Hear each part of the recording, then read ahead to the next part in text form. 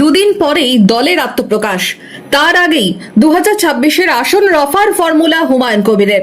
মুর্শিদাবাদ জেলায় কোনো জোট হলে সিপিএম, কংগ্রেস ও আইএসএফ কে কটি আসন দিতে চান হুমায়ুন?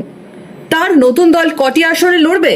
কি দাবি তৃণমূলের সাসপেন্ডেড বিধায়কের? সিপিএম কেও অচ্ছুত বলছে, সিপিএম কেও বলছে আপনারা যদি তৃণমূলকে হারাতে চান, বিজেপিকে যদি ক্ষমতা থেকে দূরে রাখতে চান, সিপিএম, আইএসএফ, কংগ্রেস তারা আসুক।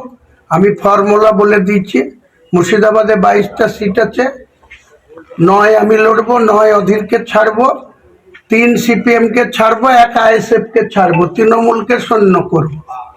যে কেউ আসতে পারে, না আসলে আমি একাই লড়ে 22টার ভিতরে কটা জিতাবো কাউন্টিং এর দিনে করে দেখাবো। যে খুশি লড়তে পারে। আমার 194টা সিট আছে, আমি 135টা সিটে প্রার্থী দেবো।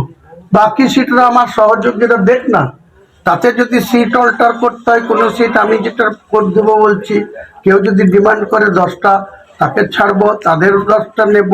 যে সরকারটা আছে এটা নিশ্চিতভাবে পরাস্ত হবে।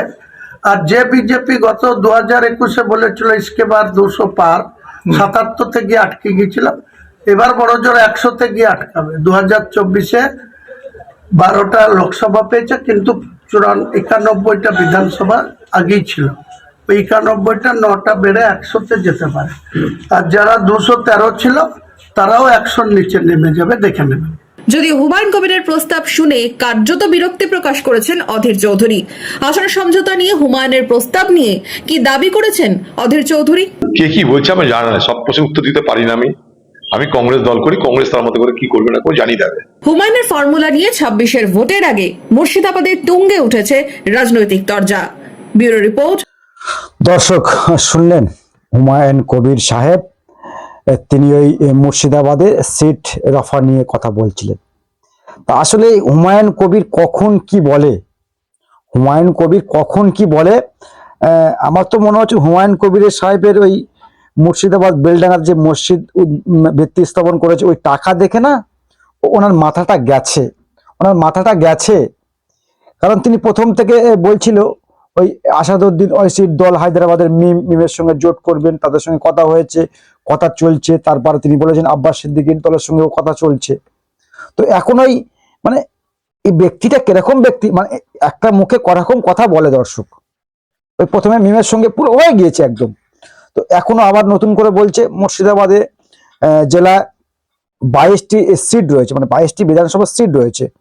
সেখানে ওই কংগ্রেস, আইএসএফ আর সিপিএম এর সঙ্গে যদি জোট করতে চায়, তো 22টা সিটের মধ্যে ইনি নেবেন 9টি সিটে লড়বেন হুমায়ুন কবিরের দল, তিনি নিজে লড়বেন 9টি সিটে, তার দল লড়বে।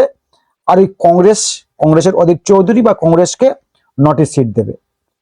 আর ওই বাকি সিট সিপিএম কে 3টে দেবে, আইএসএফ কে নাকি 1টা সিটে দেবে মুর্শিদাবাদ। আর মিম কোথায় গেল? মিম ওই এমআইএম আসাদুদ্দিন ওয়াইসির দল, আপনার সঙ্গে পুরো কথা ফাইনাল হয়ে গিয়েছে, রাজ্যে তিনি আসবেন বা তার সঙ্গে একেবারে লড়াইয়ের ঘোষণা করে দিয়েছিলেন যে মিমের সঙ্গে পুরো কথা আমাদের হয়ে গিয়েছে, বাট আমরা মিমের সঙ্গে খালি সিট সমঝোতা করে নিয়ে আমরা লড়াই করব। তো এর মধ্যে মিম আবিষ হয়ে গিয়েছে নাকি আসাদুদ্দিন ওয়াইসি সাহেব আপনাকে গুরুত্ব দিচ্ছে না? কোনটে? নিশ্চয়ই তো রয়েছেন, মানে সেখানে 22টা সিট সেখানে আপনি ভাগ করে নিলেন, 19টা আপনার আর 19টা অধীরের, আর আইএসএফ এর 1টা, সিপিএম এর 3টে সিট। মিমকে তাহলে কি দেবেন? মিমকে তাহলে কি দেবেন? মিমের যে ফোকাসটা নিয়েছেন সংখ্যালঘু ভোট, সংখ্যালঘু ভোট, তো বাকিটা কি আকর্ষণ দিলেন? আকর্ষণ দিলেন মানে আসলে এই ব্যক্তিটা 2019 সালে তিনি তৃণমূল যখন তাকে টিকিট দেয়নি তখন ওই বিজেপির টিকিটে লোকসভা নির্বাচনে লড়েছিলেন, সেখানে অবশ্যই তিনি হেরেছেন। তো কখন কি বলে এই ব্যক্তিটা, মানে মুসলিমদেরকে তো আমি এটাই বলবো যে যে মুসলিম ভোট এক করুন, এক করে একটা আওয়াজ দিচ্ছেন। তো এনার পিছনে সম্পূর্ণ ভাওতাবাজি কথা, মানে এক কথায় তিনি তো মানে থাকেননি, কখন কি বলছেন না তার নিজের মানে জায়গার মতো নিজে দাঁড়িয়ে নি। কখন বলছে এখানে জোট করবো, ওর সঙ্গে জোট করবো, মিমের সঙ্গে জোট করবো। পুরোটা আমি তো দর্শক দেখছি যে সব পয়সাগুলো হুমায়ুন কবির সাহেব যে সমস্ত মানুষের আবেগগুলো নিয়ে খেলা করছে, পুরোটা ভুয়া হয়ে যাবে না তো? এই যে টাকা পয়সা নিয়ে বাবরি মসজিদের যে নামে টাকা পয়সা নিচ্ছেন দান, সেটা নিয়ে ইলেকশন পারপাসে কাজে লাগাবে না তো? আবার পরে দেখা যাবে একটাও সিট তিনি পাননি, পরে তৃণমূলে গিয়ে জয়েন দিয়ে দিলেন। হয়েছে তো, বিজেপির টিকিটে জিততে পারেনি, ফলে তৃণমূলের টিকিটে 21 সালে মানে মানে সেখান থেকে 19 সালে যখন লোকসভা নির্বাচনে প্রার্থী দিয়েছে, হেরে গিয়েছে। পরে মমতা ব্যানার্জির পা হাতে ধরে আবারও তৃণমূল কংগ্রেস ফিরে এসেছিলেন, আর ভরতপুরের বিধায়ক মমতা ব্যানার্জি তাকে উপহার দিয়েছিলেন। মানে এরকম হবে না তো দর্শক, যে তৃণমূল থেকে চলে গিয়ে সাসপেন্ড করেছে তৃণমূল, আবার এই ইলেকশনে একটা দুটো সিটে জিতে আবার ওই তৃণমূল কংগ্রেসে জয়েন করবে, আর মুসলিম যে আবেগ এটা নিয়ে খেলা করবে।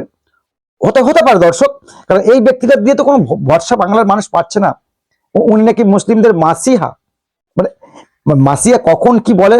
আর আইএসএফ এর মতো একটা দল, যারা বাংলায় একটা তাদের বিধায়ক রয়েছে, কিন্তু ভোট পাচ্ছেন তাদের অনেক, মুর্শিদাবাদের মতো জায়গায় আইএসএফ এর প্রচুর ভোট রয়েছে, আর সেখানে আইএসএফ কে ওই একটা সিটে দেবেন, মানে উনি দেবে আর কি একটা সিট।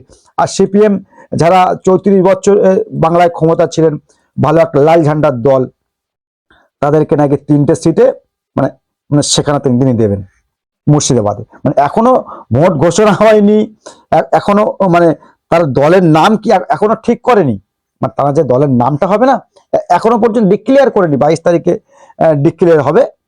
তো এর মধ্যে ওই প্রার্থী সিট সব সংযত করে ফেললেন। আর যেটা আমাদের বক্তব্য দর্শক, ওই মিমকে নিয়ে যখন আকর্ষণে আসতে চেয়েছিলেন, তো তার নামে তো বলেছিলেন আমার সঙ্গে আসাদুদ্দিন ওয়াইসির কথা হয়েছে, এই হয়েছে। তো এখন তো দেখছি সিট ভাগ করে নিয়েছে, কি হবে এবার? অনেক প্রশ্ন তো উঠছে, হুমায়ুন কি নিজের স্বার্থের জন্য এমনটা করছে? তো আমরা আশঙ্কা করছি এই হুমায়ুন কবির সাহেব এই বাবরি মসজিদের টাকা নিয়ে কেটে পড়বে না তো, কারণ কোটি কোটি টাকা মানুষ দান করেছে। শুনছিলাম এমন সব দান করেছে, তার যিনি অ্যাকাউন্ট ছিল, যে স্ক্যানারটা দিয়েছিলেন আর কি, বিভিন্ন ফেসবুক ইউটিউবে শেয়ার করেছিলেন, এত টাকা মানে মুসলমানরা ডোনেট করেছে, মানে হুমায়ুনের অ্যাকাউন্টে টাকা যাচ্ছে না, আর তারপরে তো ক্যাশ টাকা রয়েছে, তারপরে তো কোটি কোটি টাকা ক্যাশ রয়েছে। এগুলো নিয়ে হুমায়ুন কেটে পড়বে না তো? তার একটা আশঙ্কা কিন্তু আমরা মনে করছি। বাংলার মানুষ হয়তো সম্প্রীতির মানুষ, বাংলার মুসলিম প্রিয়ের মানুষ হয়তো সেভাবে নেয়নি। তো আমরা একটা আশঙ্কা করছি হুমায়ুন কবির সাহেব ইলেকশনের সময় এ সমস্ত টাকা খরচা করে দেবে না তো, আর তারপর বাবরি মসজিদ অধুরা রয়ে যাবে, এরকম একটা ব্যাপার থাকতে পারে। আমরা আশঙ্কা করছি এরকম একটা হতে পারে, কারণ যে হুমায়ুন দুদিন আগে এক কথা বলেছেন মিমের সঙ্গে তারা জোট করবেন, আর আজকের বলছে মিমের কোনো জায়গায় নাই মুর্শিদাবাদে, মিম কি কোনো সিট ছাড়বে না? সেই প্রশ্ন তো তিনি উঠছে, বাংলার মানুষ সেই প্রশ্ন তো করছে। যারা আসাদুদ্দিন ওয়াইসির মিমের ভক্ত, মিমের কর্মী, তারা তো বলছে যে আমাদের সঙ্গে নাকি জোট হবে, কথা হয়ে গেল, আর আজকের মিমকে বাদ দিয়ে সিট সংযত করে নিচ্ছে। দর্শক কি বলবেন অবশ্যই কমেন্ট বক্সে কমেন্ট করবেন, আর নজর রাখবেন আমাদের চ্যানেলে।